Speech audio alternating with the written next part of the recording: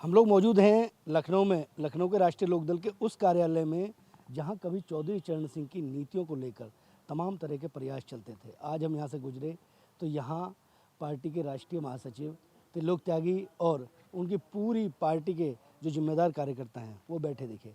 आज उन लोगों से बात करेंगे राजनीतिक मुद्दों पर, क्योंकि इस समय उत्तर प्रदेश बिल्कुल चुनाव के दौर में है और समाजवादी पार्टी के साथ गठबंधन है राष्ट्रीय लोकदल का, तो बहुत महत्वपूर्ण तीसरे चरण का चुनाव आज हो रहा है। 403 विधानसभा सीटों पर चुनाव होने हैं। पश्चिमी उत्तर प्रदेश में राष्ट्रीय लोकदल का खासा दबदबा है।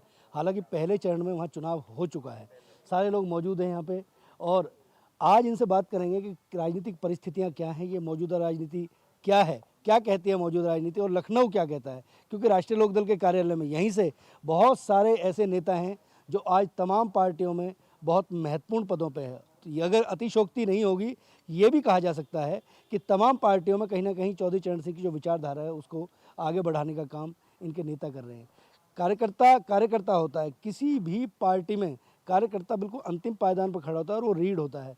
मैं ऋतु से कहूँगा कि ऋतु सारे लोगों से बातचीत करें और राजनीतिक मुद्दों पर अपनी जानकारी से साझा करें। अब बिल्कुल चर्चा को आगे बढ़ाएंगे। तमाम यहाँ पर राजनीतिक दल मौजूद है। ऐसे में जो लोग मौजूद हैं उनसे चर्चा करते हैं कि 2022 के चुनाव और जो भी चुनावी रणनीति यहाँ पर बनती है उसको किस तरह से देखते हैं। सर, शुरुआत आपसे करूँगी। 2022 का चुनाव आप कैसे देखते हैं? देखिए, 2022 में भारतीय जनता पार्टी हारने जा रही है और वो मैं ऐसे नहीं कह रहा, चूँकि 5 साल में इन्होंने कुछ नहीं किया। जब योगी जी आए थे तो उन्होंने 3 वादे किए। एक वादा किया उन्होंने 15 दिन में गन्ने का पेमेंट करेंगे, 15 लाख नौजवानों को प्रत्येक साल रोज़गार देंगे और हम जो सड़क के गड्ढे हैं ये 1 महीने के अंदर इन्हें भरने का काम करेंगे। ये योगी जी के 3 वादे थे। योगी जी तीनों वादों पर फेल हुए हैं। कहते हैं कि हम कृष्ण मंदिर बनाएंगे। तो मुझे आप जैसे किसी दोस्त ने पूछा कि कृष्ण जी का मंदिर बनना चाहिए नहीं बनना चाहिए, मैंने कहा बिल्कुल, कृष्ण जी के तो मंदिर मथुरा और उसके इर्द गिर्द सैकड़ों हैं। अगर बने तो रोज़गार का मंदिर बने। मथुरा, आगरा और ब्रज प्रदेश में 100 रोज़गार के मंदिर बनाओ जिसमें 10,000 लड़कों को काम मिलेगा, तब कृष्ण भगवान खुश होंगे। कृष्ण भगवान ये नहीं चाहते कि उनका एक मंदिर बन जाए, वो चाहते हैं कि उनके बनाए हुए लोगों को काम मिले, भूखमरी खत्म हो। इस बीच अगर तमाम दावे वादों की बात की जाए तो गठबंधन का जो दल है सपा और आरएलडी, इनकी तरफ से भी कई वादे किए गए हैं। बीजेपी की तरफ से भी वही वादे दोहराए गए हैं और बाकी राजनीतिक दलों की तरफ से। तो ऐसा क्या मतदाता देखेगा जो सपा आरएलडी के पक्ष में आएगा? देखिए, मैं आपको एक बात बताऊं, मैं राजनीति में चौधरी चरण सिंह का शिष्य हूँ, उन्हीं के चरणों में आया था। मुलायम सिंह जी यहाँ पार्टी के अध्यक्ष थे यूपी के और मैं युवा लोकदल का यूपी का अध्यक्ष था। मैं आज पार्टी में जनरल सेक्रेटरी ऑल इंडिया में राष्ट्रीय लोकदल का। मुझको मैंने सारी राजनीति का मुझे पता है। हम वादा कर रहे हैं कि हम 1 करोड़ नौजवानों को रोज़गार देंगे। हम किसानों के गन्ने का पेमेंट के लिए एक फंड बनाएंगे कि जो 15 दिन के अंदर पैसा मिलेगा। किसान अगर लोन लेता है, बैंक से ले, सोसाइटी से ले, तो उसको तो ब्याज देना पड़ता है। और योगी जी ने 5 साल पर गन्ने पर एक भी पैसा ब्याज नहीं दिलाया। हज़ारों करोड़ रुपया किसानों का, अगर किसान को हम कह रहे हैं कि किसान को गन्ने का पेमेंट 3 महीने 4 महीने बाद मिल जाए, ब्याज के साथ मिले 15% ब्याज के, तो वो नहीं दे रहे। और हम कह रहे हैं ना हम हिंदू की राजनीति करते ना मुसलमान की करते, हम किसान की, नौजवान की, मुसलमान की, गाँव की, गरीब की राजनीति करते हैं, जो चौधरी चरण सिंह, डॉक्टर लोहिया कहते थे।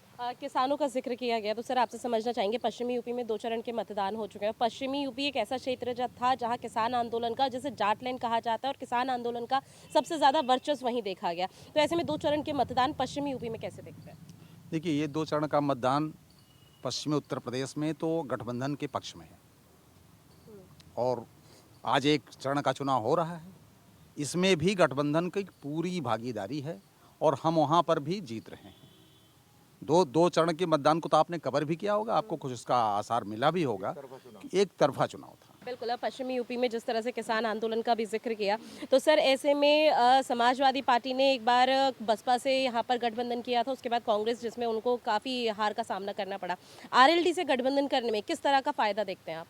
आप देख लीजिए, पहले चरण से हमारे नेता का जब से समर्थन मिला, झंडा बुलंद हुआ है समाजवादी का। बिल्कुल। लेकिन इस बीच अगर समझने की कोशिश करें कि प्रधानमंत्री नरेंद्र मोदी की तरफ से तीनों कृषि कानून को रद्द कर दिया गया था, क्या ये मास्टर स्ट्रोक था बीजेपी का? और अगर ये मास्टर स्ट्रोक बीजेपी का था तो इससे किसी भी तरह का कोई फायदा मिलेगा? ऐसा कुछ नहीं है।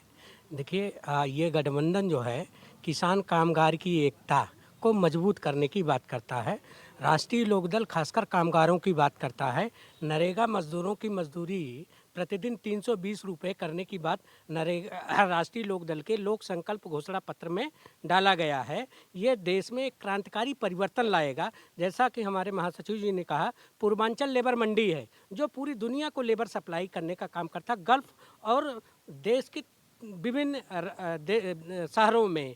तो जब तक पूर्वांचल में इंडस्ट्रीज नहीं लगेगी और मजदूरों के कल्याणकारी योजनाओं, चाहे नरेगा हो, चाहे प्रवासी श्रमिकों का मामला हो, चाहे जो है श्रम कानूनों का मामला हो, जब तक उसका ठीक से इम्प्लीमेंटेशन नहीं होगा, श्रमिक वर्ग मजबूत नहीं होगा, किसान वर्ग मजबूत नहीं होगा, तब तक इस देश में बदलाव नहीं आ सकता।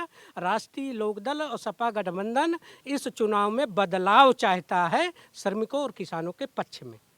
बिल्कुल, देखिए तमाम मुद्दे हैं जिनको लेकर यहाँ पर कई तरह की बातें की जा रही हैं और इस बीच में अगर उन मुद्दों पर प्रमुखता से देखा जाए तो वाकई में काफ़ी महत्वपूर्ण है और इसमें गौर करना ज़रूरी है। सर, किस तरह से 2022 के चुनाव को आप देखें? अब ये सभी लोगों ने निर्णय कर लिया है, जैसे जैसे जहाँ जिस चरण का चुनाव है वो सभी लोग आंख बंद करके विपक्ष में भारतीय जनता पार्टी को भेजने की पूरी तैयारी है और ये अब दहाई से ज़्यादा नहीं आ सकते हैं। 100 के अंदर ही इनको रहना है, इससे ज़्यादा ये नहीं आ सकते।